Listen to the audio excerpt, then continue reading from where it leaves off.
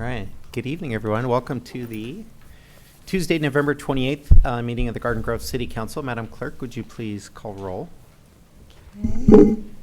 Councilmember O'Neill. Here. Councilmember Tran. Here. Councilmember Dovin. Present. Councilmember Kloffenstein. Here. Councilmember Wynn Penaloza. Here. Mayor Pro Tem Brightigam. Here. And Mayor Jones. Here. All righty. May I ask HR Director Laura Stover to lead us in the invocation, followed by Councilmember John O'Neill for the pledge.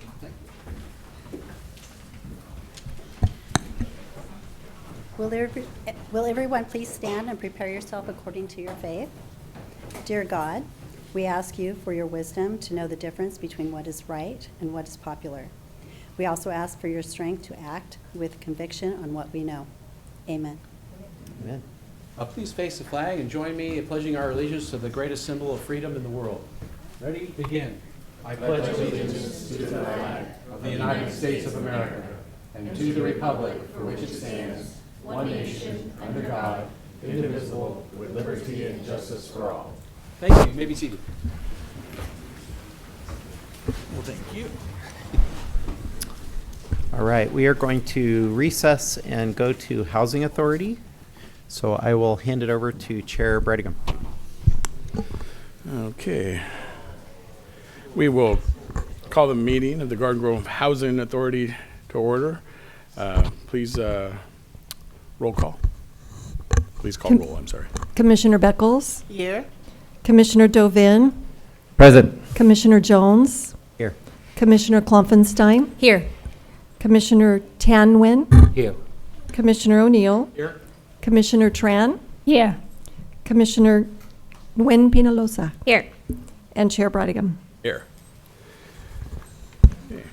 Open up oral communications. Is there anyone here wishing to speak to the Garden Grove Housing Authority? Seeing no hands, we will close open oral communications and move on to consent. Entertain a motion? Oh. No, I have a card for you on the City Council. City Coming Council up. one, right. I'll move the consent calendar. I'll second.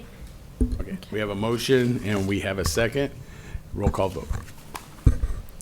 Chair Brightigam. Yes. Vice Chair Wynn Penaloza. Yes. Commissioner Tran. Yes. Commissioner O'Neill. Yes. Commissioner Tanwin. Yes. Commissioner Kloffenstein. Yes.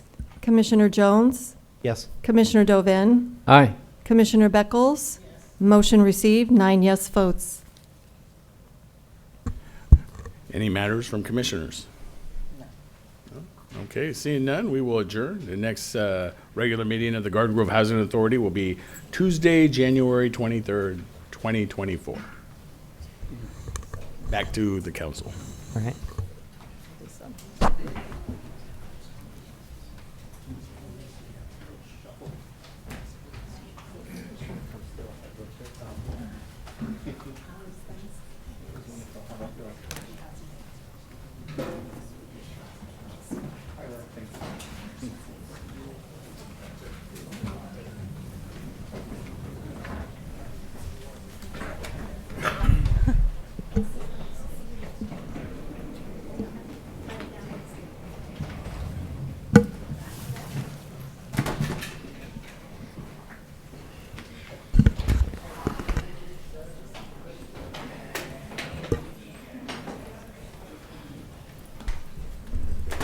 Alrighty, we will reconvene City Council. That takes us on to presentations. We do have one listed, item 1A.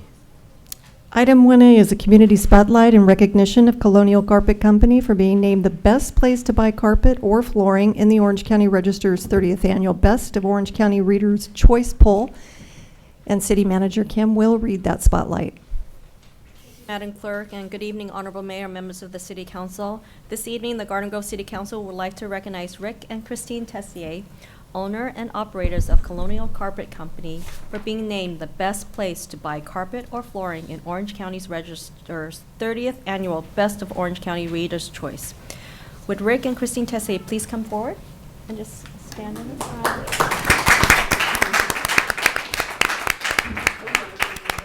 Come on. I'll read the rest of your spotlight. Since 1955, family-owned and operated Colonial Carpet Company has served customers in Garden Grove and beyond. It has been a longtime local favorite and is known for its large selection of flooring options and in-house installation team. Customers can choose from thousands of samples of carpet rolls, remnants, vinyl, wood, laminate, stone, and tile. Rick, the second-generation owner, began working at Colonial Carpet Company with his father when he was 15 years old. His first memory of carpet store dates back to when he was 3 years old. Colonial Carpet Company has been consistently recognized as the best place to buy carpet and flooring in the Orange County Register's Best of Orange County's Reader's Choice for the past 14 years. Their success and longevity are due to their commitment to exceptional customer service and quality installations. The Colonial Carpet Company staff goes above and beyond to guide customers through the carpet and flooring installation process. The staff will help you from the selection of the products to the installation, so they manage your project along with you and take care of it from the beginning to the end, said Rick. To this day, Rick often hears from his customers that installation technicians are courteous and patient. People have said that it was a pleasure to have the guys working in our homes, Rick said, adding that they really, really do. They're just really nice people, and they're just really nice people that we have working for us. At this time, the mayor and city council would like to present Rick and Christine Tessier with a certificate and a memento of recognition for being named the best place to buy carpet and flooring. Congratulations, and we wish them the very best in their endeavors. Thank you so much.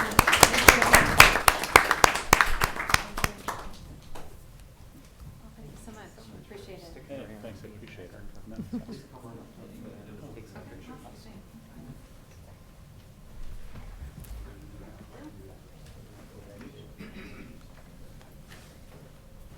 Thank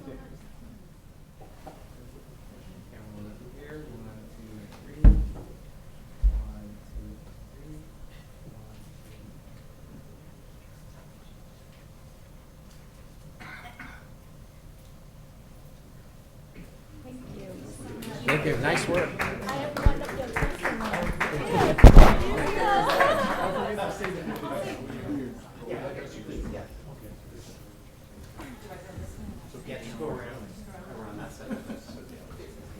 So I just want to thank the city. We're honored that the Orange County has voted us Best of OC 14 years in a row now, but we're especially honored to have our city recognize us. So thank you so much. Thank you, guys.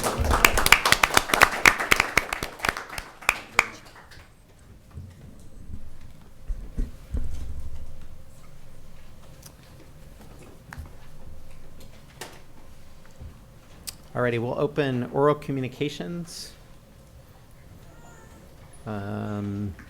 Starting with Nicholas Dibbs. Oh, okay, we'll come back to him. Leland Sisk. Here we go. Mr. Mayor, council members, and our hardworking city staff. About this time last year, I was northbound on 9th Street from Garden Grove Boulevard up across Chapman to Marinway, where I live.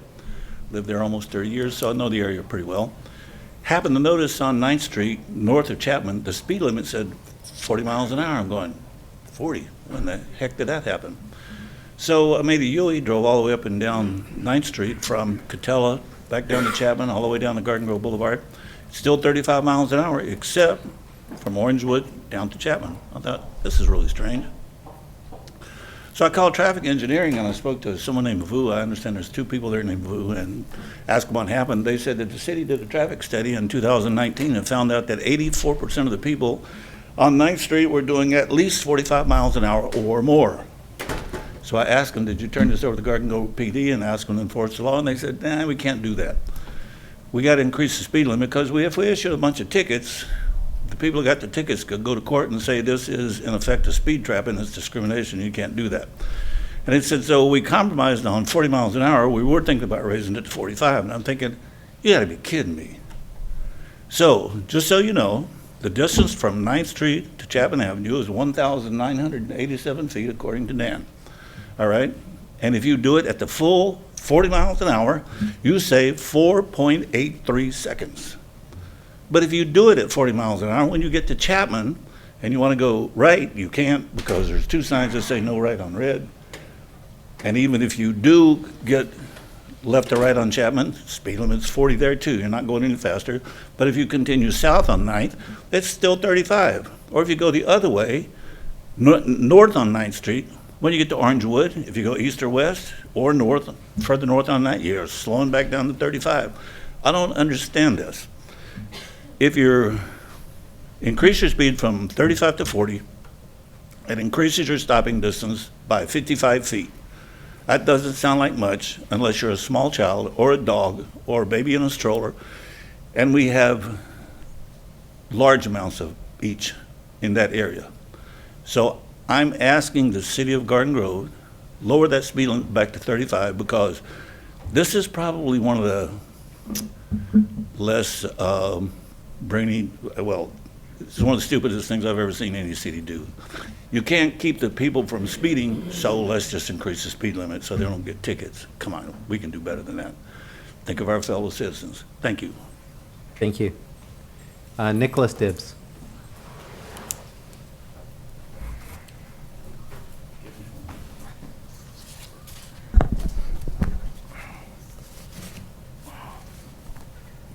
Mayor Jones, members of the council, my name is Nicholas Dibbs. I'd like to speak in favor of consent item 4A and thank the council and the city manager for getting this on the agenda. Proclamation of December 10th, Human Rights Day in Garden Grove, was proclaimed on December the 11th, 1948 in the UN General Assembly. I want to say I'm a member of Jewish Voice for Peace. I encourage people to go to jewishvoiceforpeace.org, also democracynow.org, addictedtowar.com, and ifamericansknew.org. I want to say that every life is precious, and that's what this Declaration of Human Rights is about. So whether you're a Palestinian or an Israeli or somebody from Garden Grove or a police officer like we just had today, the commemoration of the unfortunate death of Corporal Han Cho, all of our first responders, everyone, every life is precious. Every person is a child of God and is precious, and we have to do all we can for the cause of peace and justice. At the last meeting, I read the letter from Dr. Albert Einstein regarding the situation in Palestine, and his letter of April the 10th, 1948. If anybody watching wants to see it, they can, or read it, they can go back to the last meeting and hear what I read on that. I did not have enough time to finish the statement from Veterans for Peace, dated October the 13th. Veterans for Peace statement. Veterans for Peace is an organization of former soldiers and allies who know too well the costs of war, the obvious visible wounds and unseen wounds that curse us and our families for generations, and the cost to society of maintaining a military larger than the next 10 nations combined. Bitter experience taught us that war is insanity and suffering. We oppose all targeting of civilians. We denounce Hamas's attacks on Israeli civilians and deplore Israel's crushing response in Gaza. We also recognize this war did not start last week. It has gone on for decades. Over $150 billion of our tax dollars have provided Israel with unlimited weaponry and diplomatic cover, and has allowed it to expand its occupation such that 16 years ago, former President Jimmy Carter clearly labeled it apartheid. Our government fans the flames beneath the pressure cooker of occupation, and our taxes make us complicit. We should not pretend shock at a violent response after Palestinian homes are destroyed to make way for Israeli settlers, and Gaza is locked down year after year by a draconian air, sea, and land blockade since 2007. History is defined by when you start the clock. I'll skip part of this. The cycle of violence coupled with the reality that war is an uncontrollable force with its own agency and purposes results in the terrors we witness. Neither side has a military path for victory. Only a political process will dismantle the apartheid system, answer the grievances of the Palestinian people, create a democratic system that provides rights for all the people of Israel and Palestine, and finally bring lasting peace and security. Without that political process, the cycle of violence will magnify, dooming more generations of Israelis and Palestinians. Thank you. Time's up. So anyway, this Declaration for Human Rights is very important, and I'm grateful that you put it on the agenda as item 4A. Thank you. Thank you. Mike Trung.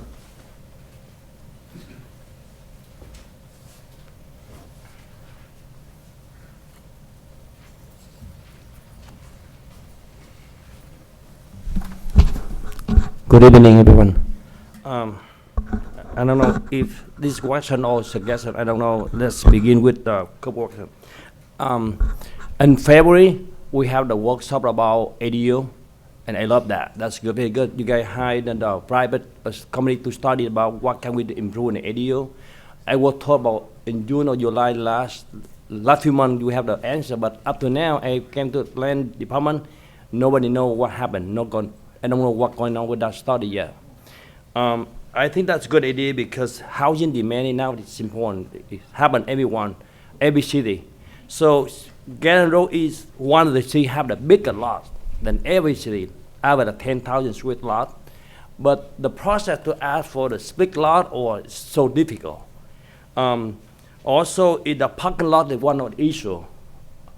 But when we ask for two car garage, the city don't allow that. So I don't know what answer is for that. Also, Garden Road have more code enforcement than every city. Like Fountain Lake, they have like 1 or 2. Garden Road have 5 or 6. That's good. I like it though. So, but I like to do is when you have the code enforcement, you have to study what can you do with that. You can come up with the answer. If you take a look at the database on the map, more people violation is the front yard, right? They don't maintain, they have a big lot, big job. So I don't know if city do this, use the database to come up with solution. How you come up with solution for that? Give you more chance to build more car parking or something like that. But after now, if you take a look at the map, violation map, the rest all over the city, everywhere. But 90% of time is the front yard problem. So can we make some adjustment for that, make solution for that? We cannot just keep a ticket and no solution. I don't think that makes sense, right? So that one. One more thing. I think the city wants to speak of ADU, but one of the process I disagree with is you submit the plan, but the city requires calculation. The whole package at one time, that's ridiculous to me. It should be planner approved, then building. The process. But the city now asks, we submit the whole package, calculation, planning, everything. What if the city died the plan? We have to go back beginning. But each time calculation costs a lot of money. You know, that doesn't make sense at all. That cost money and timing. But I came out of fund, nobody have answer for that. I say, why you need the calculation when the plan not approved? I should know how many bedroom, how big I can build, how many garage, right? But the thing is, if you don't approve the plan, how can you do calculation for what? It doesn't make sense. Also, this is my suggestion, if council take a look at that process and also come up some solution, to help the citizen build a quicker or more parking and come solution for anyone have problem with the front yard, allow them to build more parking or something, to help them instead of just give them ticket. We receive ticket all the time, same thing. Because we have big lot, 15,000 lot. The house is 1,000, so I have extra 14,000 lot. But when we ask for the split lot, it's not easy at all. Cost me $20,000 to split the plan, but I don't know answer. Who will invest $20,000? We don't have answer, right? Doesn't make sense. So please, council, take a look at that. Last thing, I love CCAO Garden Road leadership. You do a lot of improvement. I see the street better now, more, on the Gilbert land, beautiful, a lot of beautiful things happen in Garden Road. I love that, appreciate that, Thank you very much. Thank you. Last but not least, McCabe's mom. in soccer world. Addison's mom. Yeah, Addison's mom too. Yeah. Yeah. I know, only because shout out to the Pacifica kids that are here right now, because they're civics class, so they're taking notes.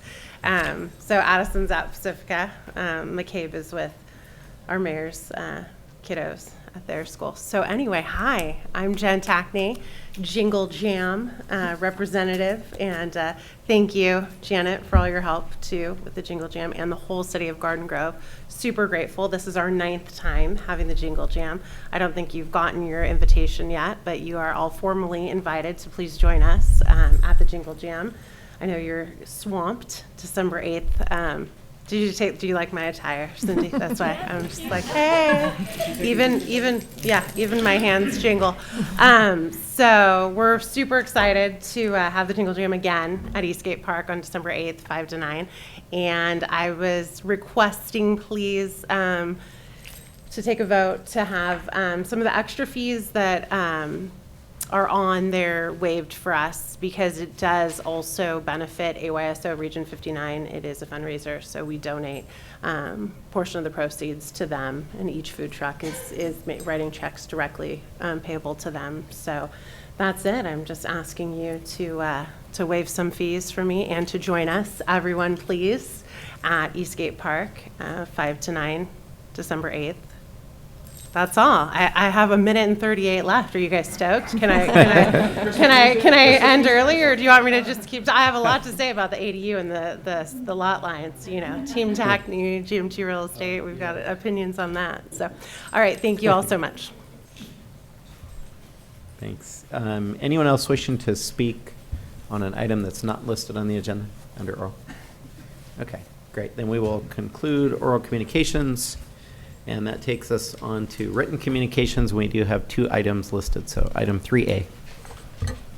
Item 3A is consideration of a written request from the Sister City Association of Garden Grove for co-sponsorship of the 2024 Strawberry Stomp 5K. And Ms. Pelayo is here to give that report. Good evening, Mayor and members of the City Council. The Sister City Association of Garden Grove is requesting that the City Council consider co-sponsoring the 2024 Strawberry Stomp 5K on Saturday, May 25th, 2024. The association is a local nonprofit organization that is in good standing with the IRS and has been serving the Garden Grove community since 1989. Each year, the association sends Garden Grove youth to our sister city, Anyang, South Korea. The association also hosts youth from Anyang, South Korea as part of the student exchange program. All proceeds from this fundraising event will go directly towards sending Garden Grove students overseas and hosting the incoming exchange students from Anyang, South Korea. The cost to provide police and public works support, including additional street closure hours for this event, has been estimated to be approximately $13,000. This cost is calculated based on 2 additional hours that are added to the existing street closure plans for the annual Strawberry Festival Parade. The additional cost will be absorbed within the current department budget. Staff recommends that the City Council consider this request on behalf of the association. This concludes staff's report, and the association representatives are also here with us tonight and available to answer any questions you may have. Thank you. Thank you, Janet. Any questions? Go ahead, Kim. Does that mean that it's going to start earlier?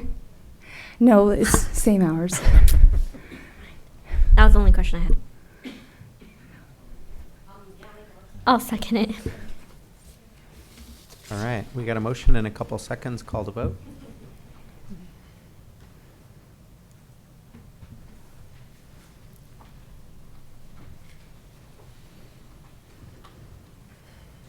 Motion received, 7 yes votes. Alrighty, item 3B. Item 3B is consideration of a written request from AYSO Region 59 to waive the city's showmobile stage rental fees for the 2023 Jingle Jam event. And again, Ms. Pelayo is here to give that report. Thank you again, Mayor and members of the Council. As Terry just mentioned, AYSO Region 59 is requesting that the City Council consider waiving the rental fees for use of the city's showmobile stage for the annual Jingle Jam event that will be hosted at Eastgate Park on Friday, December 8th. Since 2017, AYSO Region 59 has been the sponsoring nonprofit organization for the annual Jingle Jam event. The community event is a free and festive night of holiday activities that include photos with Santa, train rides, stage performances from local groups and students, a vendor village, and craft activities. The group is a 501c3 local organization that is in good standing with the IRS.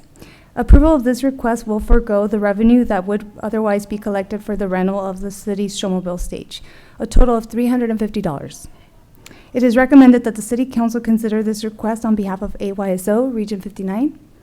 This concludes staff's report, and I'm available to answer any questions as well as the representative here tonight. Thank you. Thank you again, Janet. Go ahead, George. Yeah. The Jingle Jam has become kind of an institution, not just in West Garden Grove, but the whole city. We get people from all over the city coming out there, and it's a really wonderful event. Thousands of people are there. And so $350 waive fee, minimal for the amount of use that it's going to get publicly. So I would motion that we grant the item. Alrighty, motion a second, call the vote.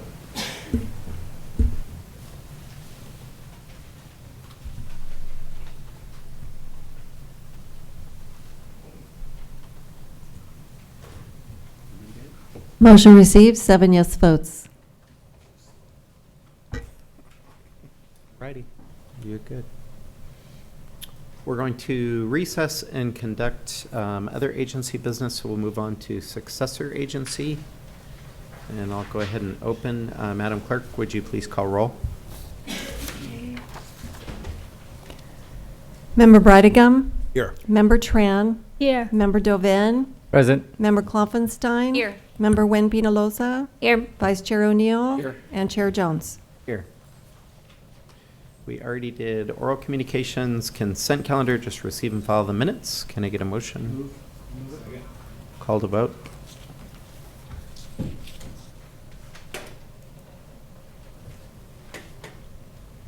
Motion received, 7 yes votes. Any matters from successor agency members? Seeing none, we will adjourn and go to sanitary district. I'll hand it over to President O'Neill. Thank you, Mr. Mayor. At this time, I'd like to open up the Garden Grove Sanitary District Board of Directors meeting for November 28th. If the clerk could please call the roll. Member Brightigam. Here. Member Dovin. Present. Member Klopfenstein. Here. Member Wen Penaloza. Here. Member Jones. Here. Vice President Tran. Here. And President O'Neill. Here. Thank you. We've already held oral communication simultaneously with council. At this time, we'll go to consent items. They'll be acted on simultaneously unless anybody wants to pull anything. Do I have a motion? I'll move it. Second? I'll second. Second on the consent items. Please call for the vote. Motion received, 7 yes votes. Thank you. We do have one item for consideration tonight. And do we have a report on that? Looks like. Yes, we do. Item 3A is award a contract to Tunnel Work Services, Inc. for project CP 1330000, Sewer System Rehabilitation Plan Phase 1, Sewer Main Lining and Spot Repair Projects 5 and 6. And Mr. Murray is here to give that report. Ms. Pomeroy, Mr. Chairman, and members of the board. Tonight, the board is being asked to award a contract to Tunnel Work Services Incorporated for sewer main lining and spot repairs in the area bounded to the east and west by Brooker Street and Nye Street, to the north and south by Chapman and Westminster. There's a location map attached to your staff report for your reference. In general, the work includes, but is not limited to, sewer lining for about 17,000 linear feet of 8-inch diameter sewer line, about 300 linear feet of 10-inch diameter sewer line, and that's using fiberglass reinforced plastic cured in place reinforcement in the pipe. It's the lining of the pipe. The project will also include about 580 linear feet of 8-inch sewer spot repairs. We will build 5 new manholes, and we will rehabilitate existing manholes, 8 of them. All of the work has been identified as required because of the poor condition of the existing sewer lines in the area. All of this work is to be completed at a cost just under $1.8 million. Staff received and opened 2 bids on October 30th of this year and determined Tunnel Works Services Incorporated as the lowest responsible bidder for the project.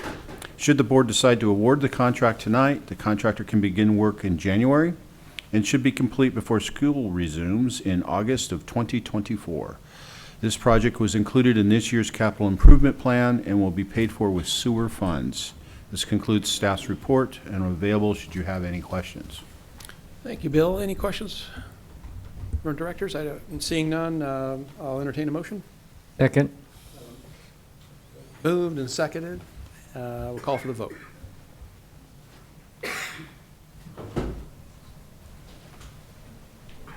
Motion received, 7 yes votes. All right, thank you very much. Any matters from board members? Mr. Chair, I do have one matter. Go right ahead, George.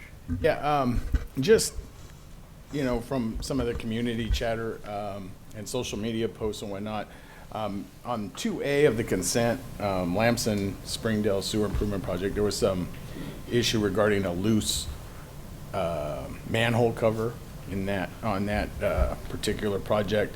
So I voted that, the project's done, but under the contract, we're still covered with a 1-year warranty. So I just want to make sure that we get staff out there to take care of that manhole cover while it's still under warranty. So just want to reiterate that. Thank you for that. Good point. Any other matters? Seeing none, we'll adjourn until the next regular meeting is scheduled for Tuesday, January 23rd, 2024 in this room. Back to council. We'll reconvene city council. That takes us on to consent calendar. Recommended the items 4A through 4E be acted on simultaneously unless anyone would like to pull an item. Move to approve. Second. Call the vote.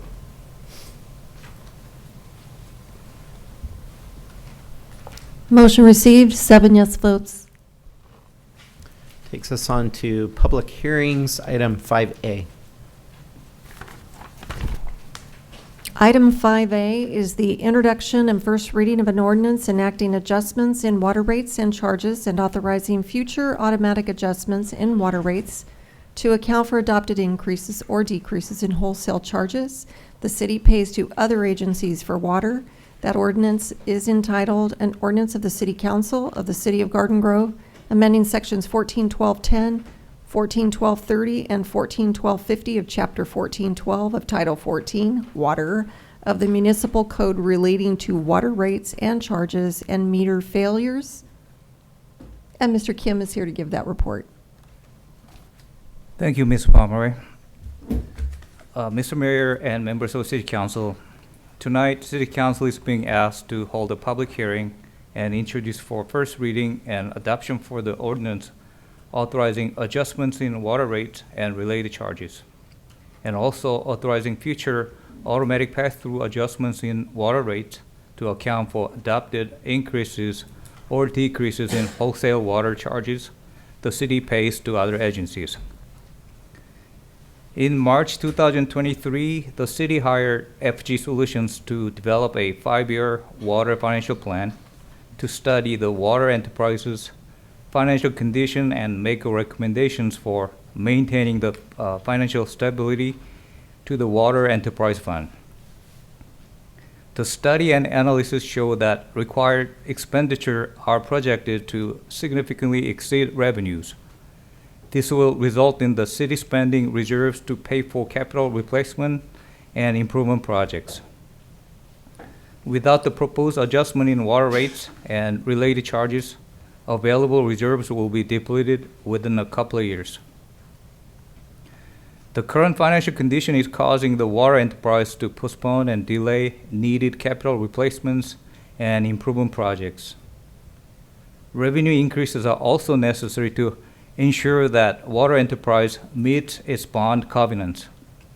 The study concludes that to properly maintain the system's aging infrastructure and enable the Water Enterprise Fund to reach financial stability, rate adjustments are necessary.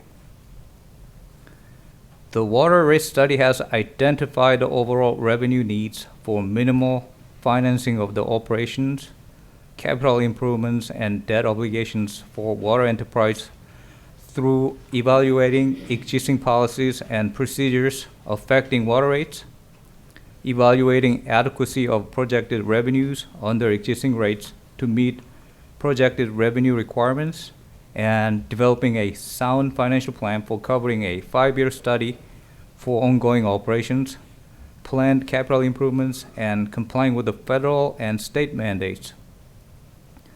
Also developing a suitable schedule of water rates that produce revenues adequate to meet financial needs and business principles adopted by the City Council. The study concludes that additional funds are needed to meet the financial, regulatory, operational, public health and safety, and other obligations. The city is proposing the adoption of automatic annual adjustments to each water rate components as follows: minimum charge, capital improvement charge, commodity charge, and the fire service rate over a 5-year period. The city is also proposing to re-adopt the automatic adjustments to the commodity delivery charge for water usage that passed through future increases or decreases in wholesale water charges for a 5-year period.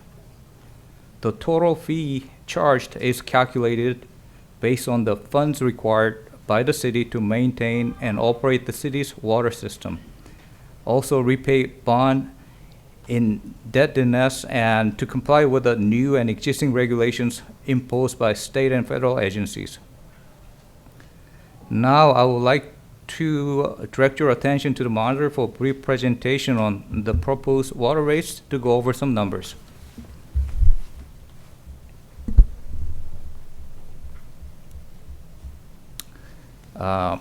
This table shows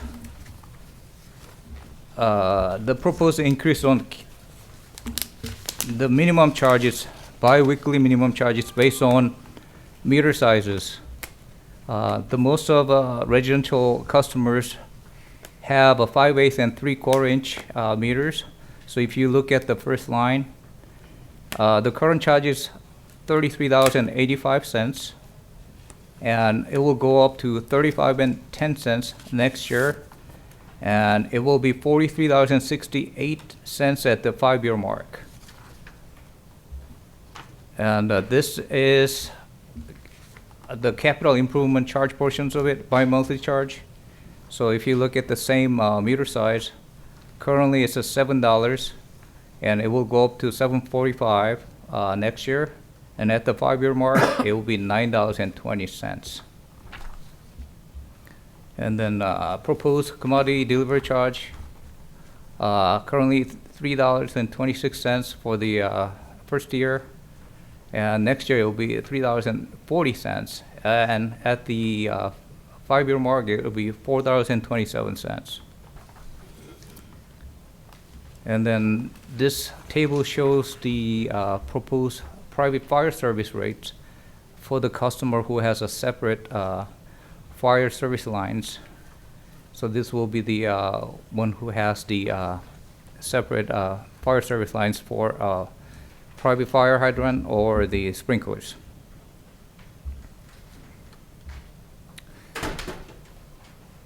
And this table shows the proposed water rate for average single-family residents using about 2,200 cubic feet bi-monthly.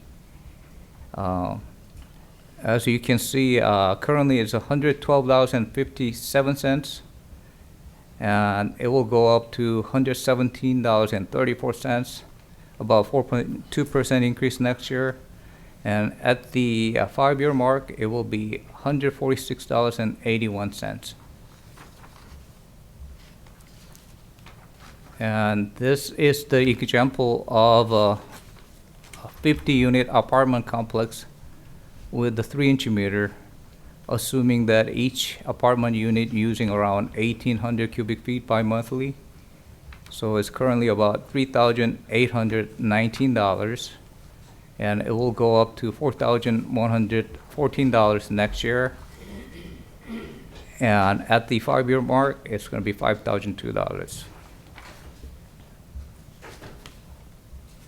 Next one is the commercial property with a 2-inch meter,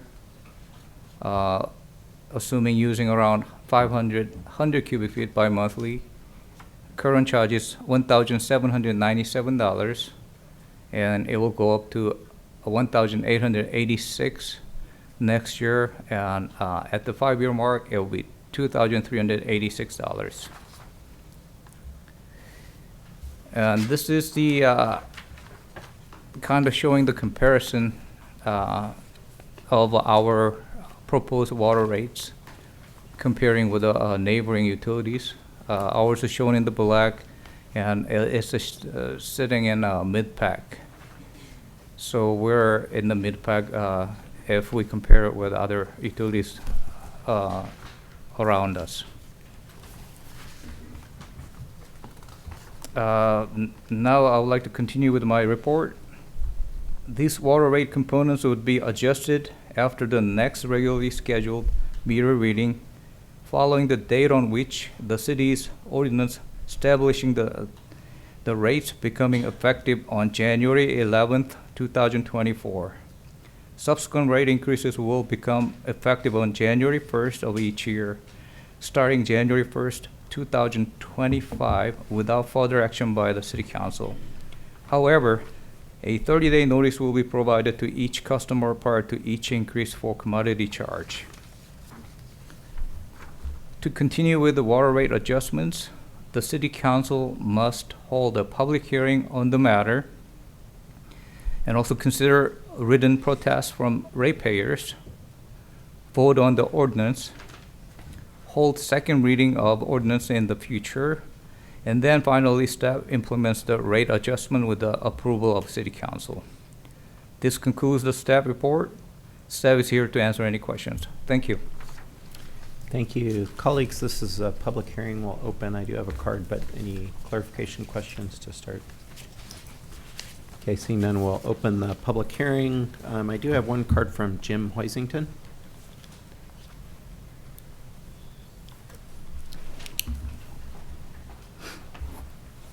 Good evening, sir. Good evening. Going back to the late 50s, my parents had a farm over here between Garden Grove Boulevard Beach, which used to be Highway 39, Lamson, and Western. Used to have well water back then, and we had a full water table at all times. It used to be all open fields, and when we'd irrigate, all the water would come out and go in, water the vegetables or whatever we were growing at the time, go back into the ground and keep everything where it's supposed to be. Now, you go in that area, it's all concrete and asphalt. And the city keeps pushing for these ADUs for any property that might be available, have water going back in the ground. And they're pushing the ADUs with the low interest rates. And I think that's wrong. We heard last week at some meeting that California is pushing to put 19,000 open doors here in Garden Grove for this year. When they're doing that, the city's making a lot of money with their permits and stuff. Why doesn't the water company go after the city and have them pay the extra money they have to pay for water coming to and from Garden Grove?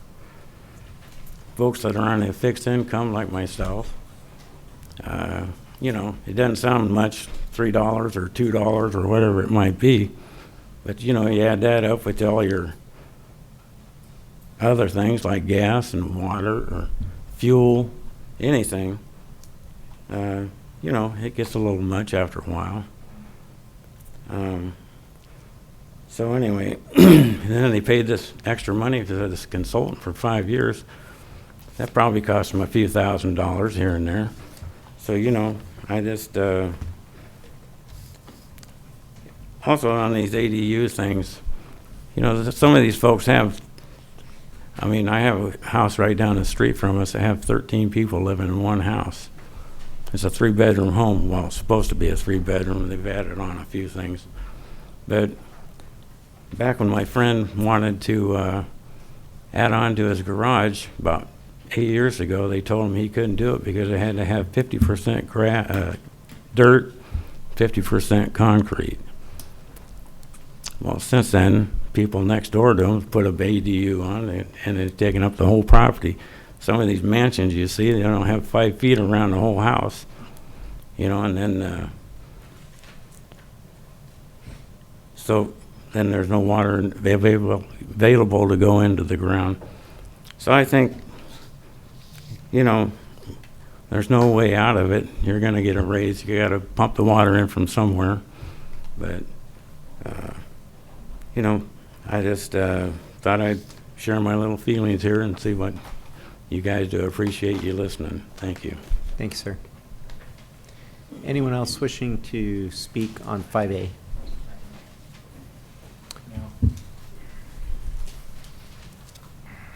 Mayor Jones, members of the council, my name is Nicholas Dibbs.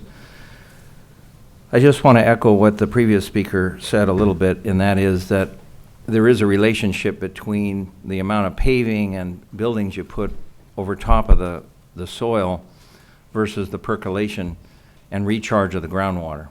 And so I think it is important, I'll just mention this because it was brought up by the previous speaker, that we should consider keeping the garden in Garden Grove by allowing ADUs for those that want to do it to build it on the second floor so that we don't expand the footprint of the buildings.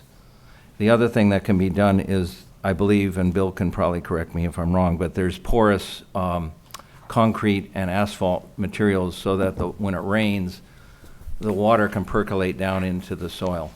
So whatever can be done in that regard on these developments and so on, we are a town and a city of, it used to be farms, and what we need to preserve our soil, the space we have. So I advocate for two-story ADUs on that regard. And porous materials on your construction projects and developments to allow a more percolation of rainwater. Now, with regard to this, I want to thank, I'm here with a smile actually, I want to thank Mr. Bill Murray for answering my questions that I've had on this, some things I had on this report. I've reviewed it. I think it's something necessary that you have to do.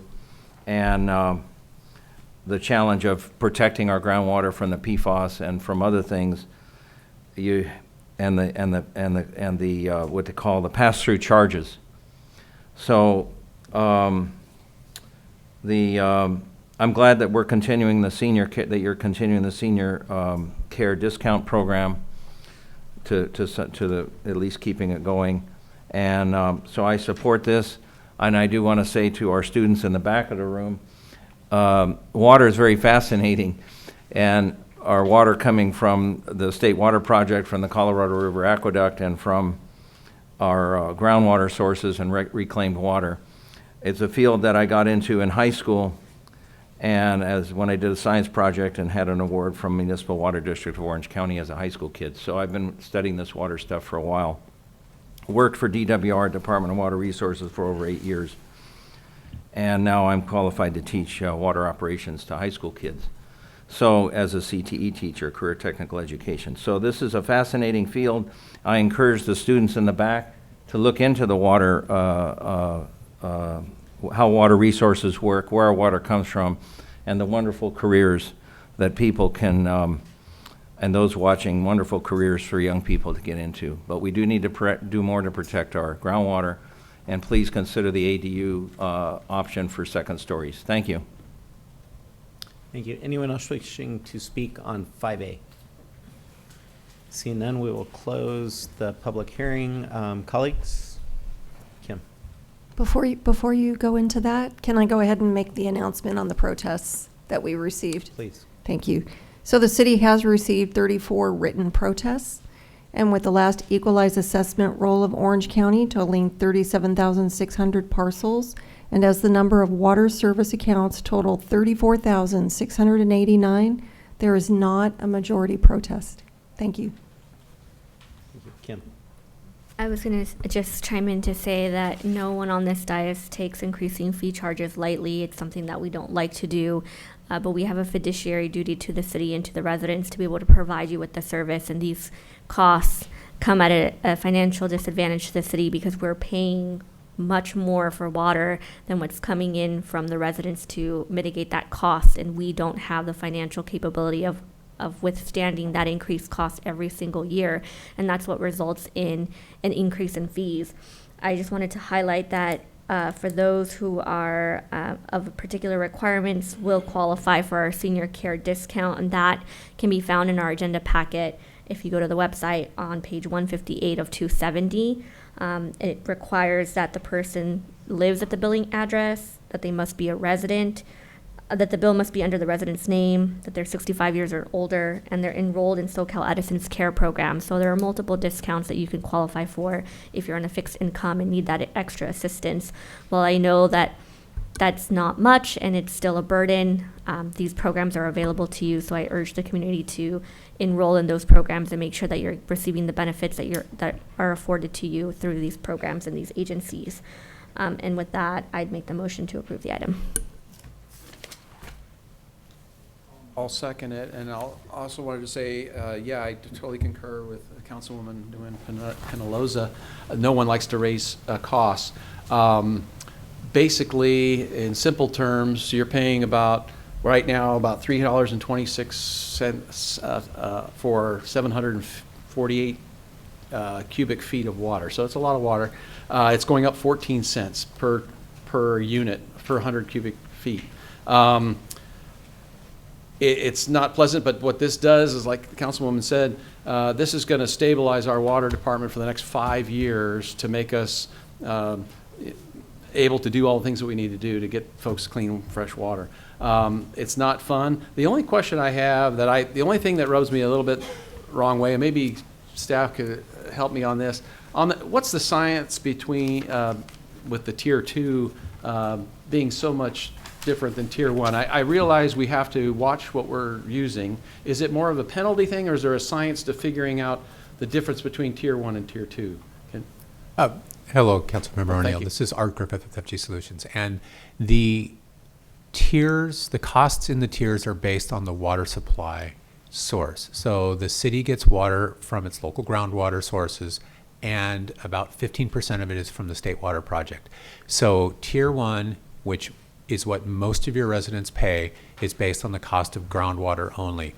The imported water is more expensive, and so Tier 2 folds in both the groundwater and the imported water costs. So a simple way of saying that is the majority of the folks are going to be within the Tier 1. That is correct. And then, okay, got it. Yeah, thank you very much. So, yeah, just keep in mind, $3.26, well, it would be $3.40 for 750 gallons. I'd like to look at it that way, and as far as, and the other charges are just to keep the infrastructure going. So that's why I seconded the motion. Thank you.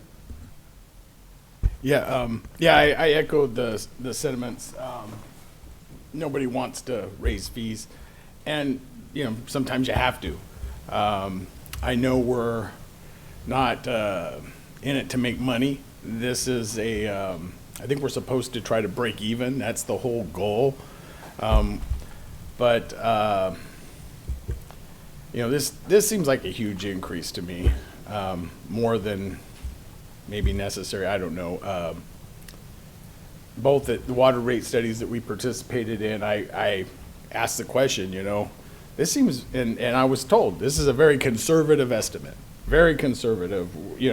It might rain more years, or it might be dry more years. And, my experience with taxes is once fees and taxes go up, if they find that maybe they're a little higher than they need to be, it never goes back to the taxpayer. It never does. They find some other way to spend the money, some other way to, we can do this with the pipeline, or we can do this, I know we need to raise rates, but I'm a no vote on this. I'm a no vote. I think it's too much. I think we're raising the rates too much. It's too conservative. And for those reasons, I'm going to be voting no on this item. Thank you, Pro Tem Brigham. I think we sat through the same reviews and got the same data, and this is a bit of a bitter pill to swallow, but I think we'll be healthier and better for it. And I can see the other cities have to raise their rates too, and it's going to be a lot more than ours. So I think we've mitigated as much as we can, and we're going to come out of this stronger. I've read all the objections. We all got that ahead of our meeting tonight, and it really pains me.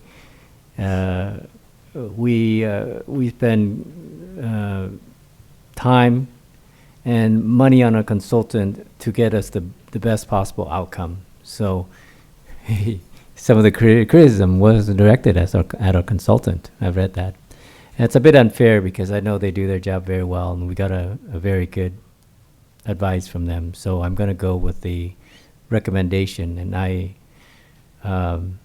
think in the long run we'll be better for it, and I want that 5 years of stability, and we'll come out of it stronger. So I'm going to vote it up. Thank you. Yeah, so just a quick note. We all attend the water rate review and meeting previously. Not just that, I also went to the Orange County District Water meeting. I went there and just curious to see, what can we do and why is it going up? A lot of people say, oh, we have so much rain and, we have more water. But that is like, none of that would matter just because it's, there's other cost to it. And so listen to other council member here speaking, and I agree with with Mayor Pro Tem George about that the cost seem like a lot because just based on the percentage, but hearing from other council member on this side, yes, we need to do that to be able to get better. And so my vote's gonna be yes, even though I do not want to see, the rate to go up, but I don't think that we have any other choice. So thank you. Thank you. We have a motion and a second. Call the vote.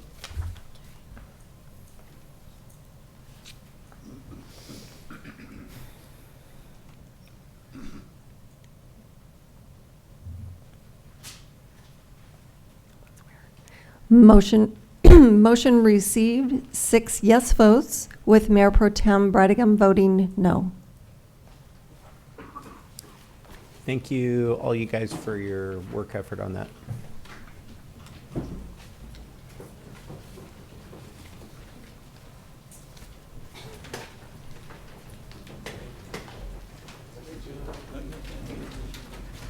You guys enjoyed it? Yes, sir.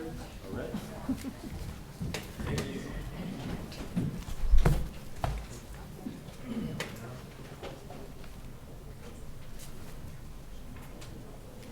Thanks, City Council, right here. What's that? What high school? Oh, cool.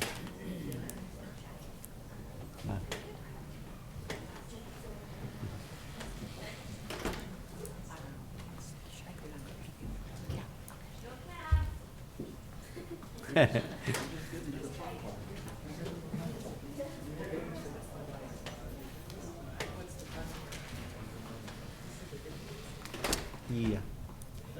I was sort of just pausing to let people clear out of the room, but then Cindy bolted too. So. Yeah. We'll give her a minute.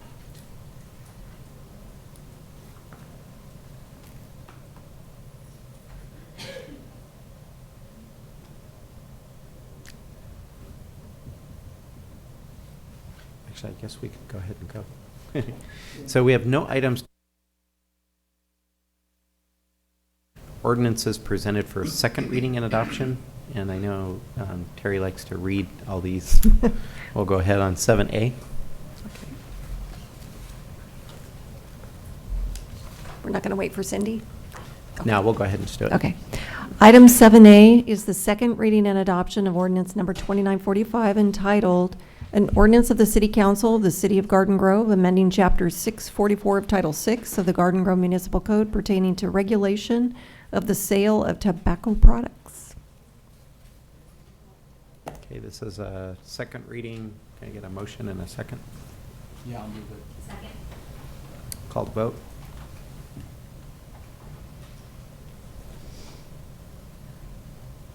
Oh, did I not do it? Okay, try it again.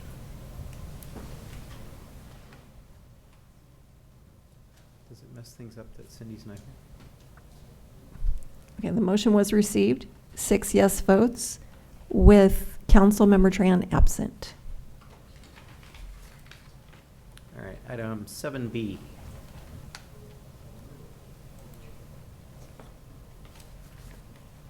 Item 7B is second reading and adoption of ordinance number 2946, entitled An Ordinance of the City Council of the City of Garden Grove approving a zoning text amendment to Chapter 952 of Title 9 of the Garden Grove Municipal Code pertaining to retail sale by delivery of medicinal cannabis.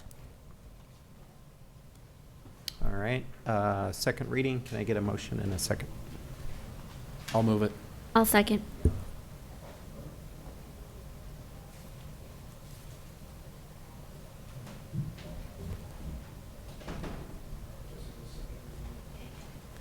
And takes us on. Okay, to- motion received, Okay. 7 yes votes. Okay. 7C. Item 7C is the second reading and adoption of ordinance number 2947, an ordinance of the City Council of the City of Garden Grove approving amendment number A38 2023B, a zoning text amendment to portions of chapters 98, 912, 916, and 918 of Title 9 of the City of Garden Grove Municipal Code establishing enhanced standards for the screening of mechanical equipment within an exterior equipment enclosure in residential zones, clarifying how the maximum permitted hardscape coverage in the front yard setback in residential, commercial, industrial, and open space zones is calculated, and updating the standards for artificial turf in all zones. Thank you. Motion, second? I'll second. All to vote. Motion received, 7 yes votes. Alrighty, that takes us on to matters. We'll go around. We don't have anything listed, so we'll just go around the horn. Mayor Pro Tem? Yeah, only one really, and it was earlier we voted, and I want to thank you guys for supporting the showmobile for the Jingle Jam. December 8th, 6:30 p.m. Be there, be square. It's a really fun event. Santa will be there, all kinds of vendors and whatnot, and I just want to thank the Tackneys for putting this on every year, and hope to see everybody there at Jingle Jam. I got a few things. One of the speakers had talked about ADUs, and I just want to commend staff on what they've done over the last number of years. It's been years. Most of this council went through years of planning for adapting to the state law. They've done an outstanding job. We have more ADU permits currently outstanding or completed than any other city in the county, or in the state probably. We are the capital of it, and the city has managed it very well, the staff.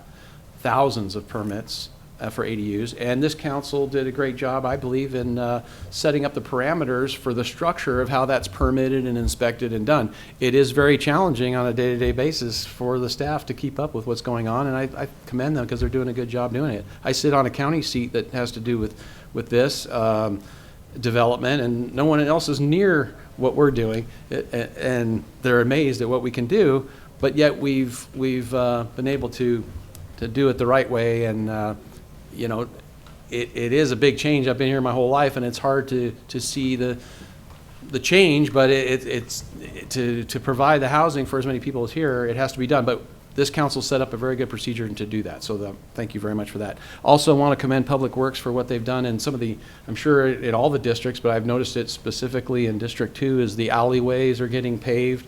You know, some of those I think hadn't been done in 30 or 40, 50 years, it seems like. So great job doing that. Some of the park work, I know Magnolia Parks were getting under construction, getting that redone for the playground and the adult equipment for exercising, so that's very good.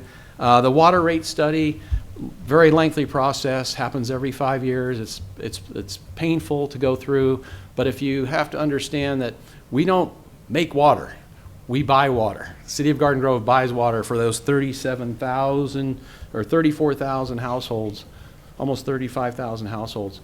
We buy water, and that price comes from MODOC or it comes from the Orange County Water District, and we have to pay for that water. So to be solvent in that, we have to charge the appropriate rate, and we have to project 5 years out, what it's going to take to do that. So it's still one of our lowest costing necessities or utilities that we have next to the trash is probably one of the lowest. And we actually reduced your bill on residential customers for your residential bill for the trash. And, you know, water, we're at the mercy of our aquifer, at the condition of our aquifer, and we're at the mercy of what's going on in Northern California. So keep that in mind. And city's doing a great job managing the water that we do have. We have our own water department to pump that water. So a lot of cities are relying on a lot of other folks to do that. Let's see. I always say this near getting close to Christmas. Please check, your smoke detectors. When you're wiring things up, those extension cords, make sure they're in good shape. Because a frayed cord, I think you saw in District 1, we had that lithium battery. You're just charging a battery on your workbench, and if it's plugged in and it's charging and you leave it sitting there, there is a possibility that something could malfunction, short out, and cause a fire. And those lithium batteries explode when they get hot. So unplug the chargers. When you're done charging the battery, try to pull the battery out of the charger, and then get those smoke detectors changed, batteries changed. And also, I thought was great was the, I have security cameras at my house. I think everybody nowadays with Ring and all these different cameras, they're great for security, but they're also good when you're away from your home to watch your animals, your garage, what's going on at my house. I have a motion, or all of a sudden there's a fire in my garage. And they were able to get that out pretty quickly, the OCFA, so that was pretty great. And other than that, this weekend they have the tree lighting ceremony at the park. I think it starts around 5 o'clock or somewhere like that, so I'm sure somebody will mention it. But anyway, I hope everybody stays safe out there. We'll see you next time. Cindy. Yes, sir. Three quick things. Well, the first one about the water rate that we've been talking about. I didn't want to vote in something that our residents have to pay more, right? And I think the council member here feel the same way. And that's why I even went to different meetings and just try to see, learning more about it, to see is there anything else that our city could do just to avoid that or not going up so much on the cost, the Mayor Pro Tem mentioned. And after going through all the conversation and the discussion, I have to vote yes on that. So that's the first one. Second thing is about the Christmas. I know that when I first joined the council member, I mentioned about I would like to see if we could do a voting where that kind of promote more lighting in our city. So whatever how to have the beautiful light for Christmas, we would do some kind of maybe voting or just get the best vote and give them some kind of recognition, just so promote more lighting in our city. And I did talk to staff a couple of times.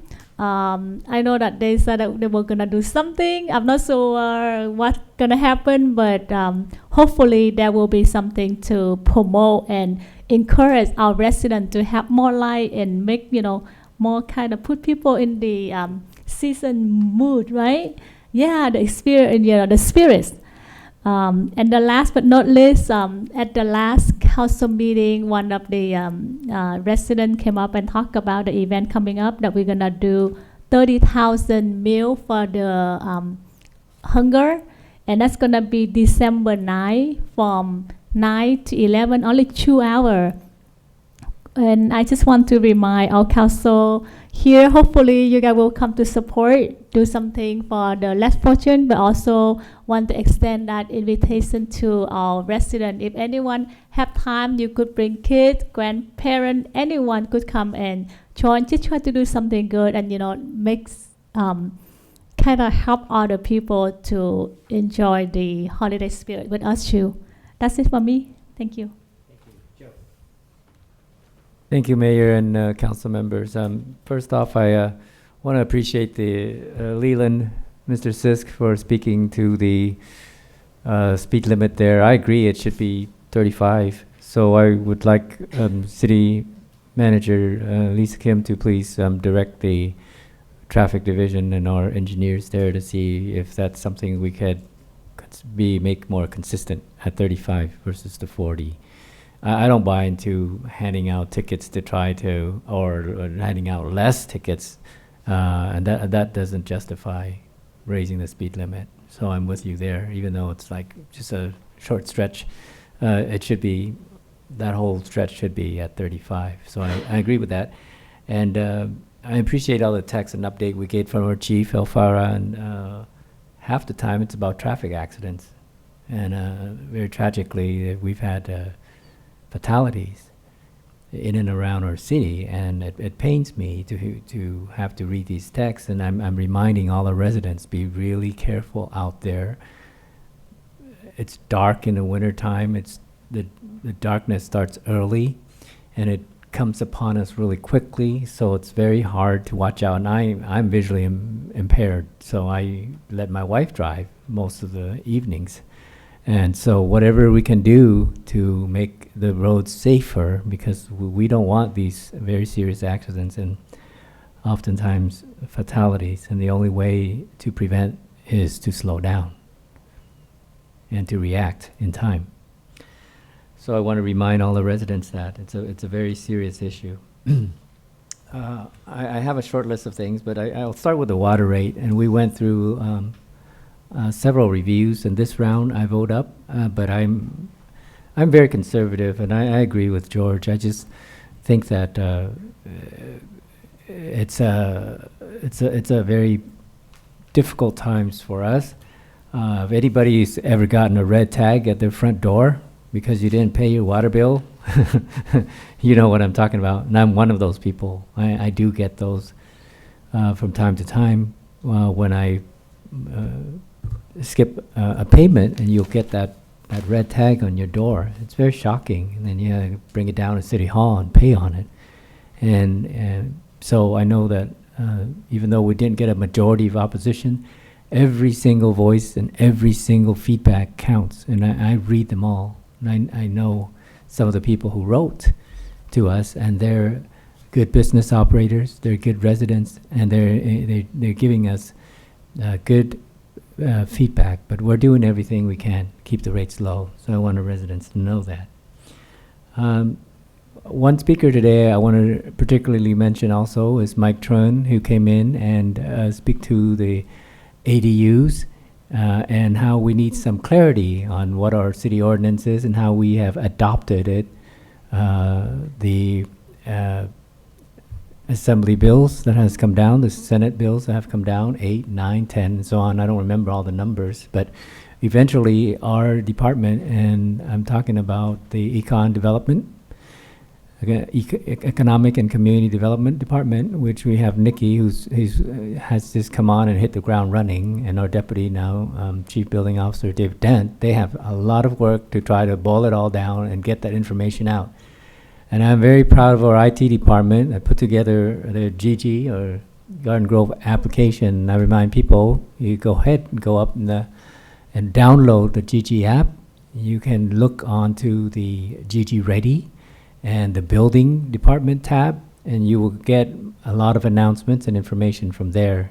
And that will help tremendously when people are trying to navigate the permitting application process to get your building permit, including the ADUs. But I agree with the speaker, Mr. Mike Tran, there, because we do have to clarify and change the process of receiving the application, including the plans. I don't like the idea of lumping everything together either. It should be broken down to planning department, building department, and then the needs as they go along, because some people don't follow through with the whole process. They don't want to pay all that money up front. They have to be able to budget and break it down in parts. So I'd like our city manager to talk to our economic and community development, particularly building and planning, so that we don't require that of people to put everything in all at once and then parse it out, and they have a lot of upfront costs. They don't necessarily go through the whole process at once. So break it down in pieces so it's easier for people to submit, and it gives our staff the time to review. And then we have to subcontract out some of our plan reviews. So I'm letting our residents know that if the plans are not being reviewed as fast as you'd like, it's because we're implementing cost-saving measures. We're understaffed, and we have to subcontract out those plan reviews. And that takes some time to implement. So please be patient with the process and continue to come and give feedback, which is very useful. lastly, I'd like to invite everybody. I know we are here, and my favorite event of the year is the Christmas tree lighting. I almost forgot to book myself for that, but December 2nd, Saturday. Again, daylight savings time, so it gets dark very early. At 4:45, the event starts, and we'd like to have everybody there by 5 o'clock or 5:45. So that's, again, when I was spouse to a council member, that was my favorite event, to show up and just touch that button. I don't know if I get to touch it, but that's a really fun thing, and have our group pictures and wish everybody a Merry Christmas and Happy Holiday. So lastly, I want to congratulate myself a little bit, and Cindy, the new council member, for surviving the year, our first year, with the help of our colleagues and our mayor and pro tem. So congratulations, Cindy, and I'll congratulate myself, and hopefully I'll stick around for the rest of the term, and I promise that I'll do my best like I did this year, and I won't be running for mayor, so nobody needs to campaign against me this time. Thank you. I'll be quick. Bane of my existence, Harbor and Trask, the saga continues.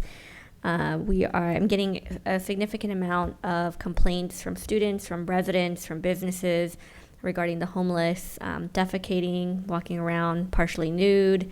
And let's not forget the assault that occurred a few weeks ago. So I'd really appreciate it if the city staff could work with GGPD and potentially the Garden Grove Unified School District to host a safety event at Santiago High School, or wherever else the city deems fit. But I think that it's very appropriate. My biggest concern is that when incidents like this happen, that our residents and students and others are not aware of what they should do in response to such an incident. And so I want to make sure that the community is prepared, safe, and able to address this, because this will definitely have long-lasting effects on those involved. Also, Clinton and Roxy along Westminster, the Enterprise, constant graffiti, as well as the liquor store, all the electrical boxes, all the way down to Harbor and Westminster, near Tribute Coffee. There was folks setting up kind of like makeshift homes right by that electrical box that I know that I let staff be aware of, but that's, not only a safety hazard, but also causing side effects to the businesses for folks wanting to go in and spend their money, and they already have a hard enough time. And it's our only Black-owned business in Garden Grove, or second, I think, now. But I want to make sure that we do what we can to ensure that they're able to thrive. I will be attending the Cal City State Board meeting later this week, and I want to make sure that all of my colleagues receive the invitation for December 7th at San Juan Capistrano Mission for our annual holiday event, and hope that you will be there. I always end up going by myself, so if someone from staff could please attend, and one or two of my colleagues, I'd be forever grateful. No one came when I was president except for Scott, so I'm going to shame you all into trying to show up. It starts at 5, and I believe it runs until 7 p.m. That's all for me, Mayor. City Manager Lisa Kim. Thank you, Mayor, members of the council. Appreciate the feedback relating to ADU, the traffic, speed limit. We'll certainly look into that, and thank you, Councilmember Wynn Penalosa. We will look into those items relating to Harbor Trask.